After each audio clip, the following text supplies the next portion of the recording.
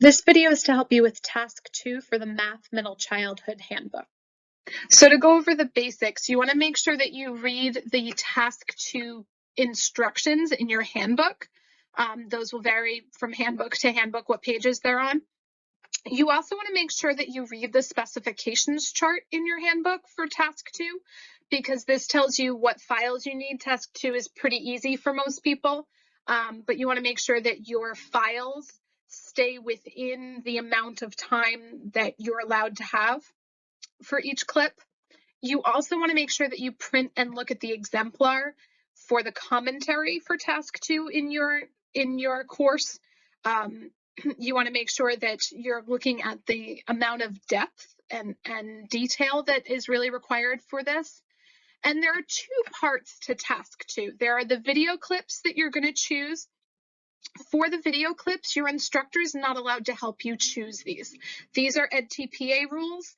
It is considered cheating, and we are not allowed to help you choose which clips you're going to use. So you want to make sure that you really read the directions carefully for what you're supposed to have in each video clip, and we'll go through that. And then the second part is going to be your commentary. And for this, it's going to be similar to Task 1, where you'll write about your choices that you made and give examples from the video of when it shows that. And there are 5 rubrics for this task as well, so you want to check your handbook to make sure that you are meeting the level 3, level 4, or level 5 criteria for each rubric. Something that you want to make sure that you do right away, if you haven't already done it during Task 1, is you need to obtain permission to record students. You may not, under any circumstances, record a student who does not have their parental permission to be recorded. You need to have at least 4 students for EdTPA to give you back the form, and you should not have on video any student whose parent says no or does not get you the form. So you want to make sure that you get those forms in right away. You'll find the form that we use on your Blackboard course. For these videos, you want to make sure that you adjust the camera angle. If there are any students who did not give you the permission slip so that we don't see them on camera, they can still be in class, but you can't see them or hear them. You can submit either 1 or 2 video clips. Together, they can be no more than 20 minutes, but they have to be at least 3 minutes combined.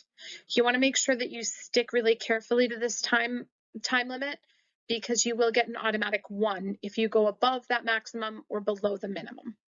For the video clips, there are some things that should be included in every video clip and is not specific to one clip or the other. The first of these is that you need to have students using academic language and the academic language function that you mentioned in your lesson plan. So we need to see students actually using this vocabulary, using this language function. The second thing is that you have to demonstrate mutual respect and rapport with students. You have to show that you have a positive environment and a good relationship with your students. You also need to give students a chance to express varied perspectives. It's important that you show that you're accepting and you can talk about different perspectives within your class. The third thing is that you want to demonstrate responsiveness to student-specific and varied learning needs. This means giving feedback, but it also means the changes and accommodations that you put into your lesson plans for students who are either struggling, students who are ahead of class, students who have IEPs for whatever reason. You need to show that you are responsive in making them successful in class. Next, you have to show that students can make the link between prior learning, what they've learned before, and the current lesson. It's not enough for you to just say what the link is. You want to have students making that connection. The next thing is that you want to have a connection with students' personal, cultural, and community assets. So you need to show how the lesson is connected to students and is interesting for students because it connects to their personal life, their cultural background, something about their community. And then lastly, you need to show how you deepen student learning, because this is the whole point of a lesson. You need to show how you helped students to deepen their learning by prompting them for a response, having them respond, and then you building on their response to have them try again and to have them do something better, deeper, and deepening their learning in some way. In your first video clip, you need to show how students are actively engaged in some kind of activity or project, and they need to be showing how they can use procedural fluency, which means being able to do the steps of the problem and do them efficiently, and problem-solving skills and mathematical reasoning. So you have to show how students are encountering something they don't quite know how to do and figuring it out in some way, right? Using problem-solving skills or some kind of mathematical reasoning to figure it out. And then secondly, what you have to do is you have to use representations and show how you use those to help support student understanding and practice. By representations, I mean something visual. This can be graphs, charts, a series of steps that are visual in some way, but you have to show some kind of visual to help students understand the ideas. And then third, you have to have an explicit interdisciplinary connection to another subject. So you have to show how this is also teaching your students something outside of math that's in another subject. This could be things like vocabulary. This could be a science concept. This could be a history concept, but you need to have something interdisciplinary that you show. And then in your second clip, you have to show how you're giving feedback to students. You need to give feedback to at least 3 of your 4 focus students, and you need to make it specific. You need to address both their strengths and their needs as they pertain to the lesson objective. So you want to make sure that whatever feedback you give is about the objective of the lesson. It can't be behavior or a different skill entirely. It has to be about something that you're teaching today. Then you also have to include how students are using your feedback to try again and do it better, to further their learning in some way. And then lastly, you have to show how students are evaluating their own ability to use those mathematical concepts, to follow those mathematical procedures, and to use that mathematical reasoning or problem-solving skills.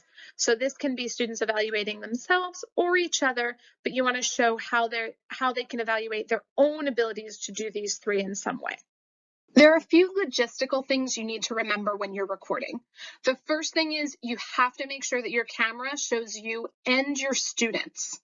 It has to show both you and your students. So you want to think about where in the room your camera needs to be to do that. Secondly, everybody has to be able to be seen and heard. I know this can be tough in schools, but again, you want to make sure that you practice so that you can figure out where it needs to go and how you need to either close your door or figure out how students can be heard. The third thing is your camera should be running the entire lesson. You cannot choose a clip that has a cut in the middle. So for your best chance of finding the however many minutes you need for your clip, you should run the camera the entire lesson. It will help give you more options at the end. The next issue is you want to make sure that you're absolutely practicing this ahead of time. Students have run into complications and things happen in schools, so you want to make sure that you practice so that you're not stressed out about how to film while you're also focusing on doing your best teaching for this. And lastly, again, you cannot edit in the middle of a clip. You can only choose the start and end of a clip. You can choose where that happens during your lesson, but you cannot edit in the middle. So that's why you want to have the camera running the entire time. When you're choosing the video clips that you want to use for task 2, you should start by printing out your instructional commentary questions while you have the video in front of you and while you're watching it. This will help you know what you're looking for. And then once you know what you're looking for in your video, you want to mark down on a piece of paper and write down the timestamp of when it is in the video when you see something good. So when you see something good that you think you might want to include, you want to make sure you write down when that happens and just a short little description, a couple words about what you are writing that down for. What is good about that particular clip or moment. And then once you're at the end of that video, then you want to look back over your notes and you want to look at the amount of time that you have, whether it's 10, 15, or 20 minutes, and you want to look at where you have the most amount of those good moments and see if you can find a clip that has the most of what you're looking for and what you need. And that's how you're going to know when you have a good video clip. And that'll mean that you're ready to add it to your commentary responses. For your instructional commentary, you want to make sure that you reread the pages in the handbook that talk about what you need for this. The commentary must be 6 pages. 6 pages is the limit, and you should be writing the whole space. You should be filling that. You have to write in the template, and you have to write between the brackets that they give you. Make sure to not delete any of the directions. You want to also make sure that you reference within your commentary the timestamps that you recorded while you were looking for a clip. So when you're explaining your answer, you need to tell us exactly when that happened within your specific video. So you want to give time clips pretty often to explain all of your answers. But you also want to make sure that you're explaining your answers and why that fulfills the criteria. And then lastly, you need to have some citations in here. You need to back up your instruction with research. I recommend looking back at the research from previous classes and looking back at previous textbooks. Your citations are going to be at the very end of your commentary. There's not a specific spot for them, just at the very end. And these do not count towards your page total, so you don't have to worry about that. But you want to make sure that you look at question 5B, because that will ask you for citations. You need to have at least 2 of them. And again, they need to be trustworthy and well-established sources. You're not using Teachers Pay Teachers or another teacher website. You want to make sure you really look for research. Finally, when all of these parts are complete, you want to make sure you just reread the specifications page to make sure you've met all of the criteria that's in your handbook. You want to make sure that you look at each of the rubrics for this task to make sure that your work looks like a level 3, at least a level 4, even better. And the rubric progression guide can help you with this. That's on your Blackboard course as well. It breaks down exactly what the difference is for a scorer between a 3 that's passing and a 2 that is not passing. And lastly, just make sure everything is complete. You will submit both of these together. You're going to submit your clips and your commentary together to your professor.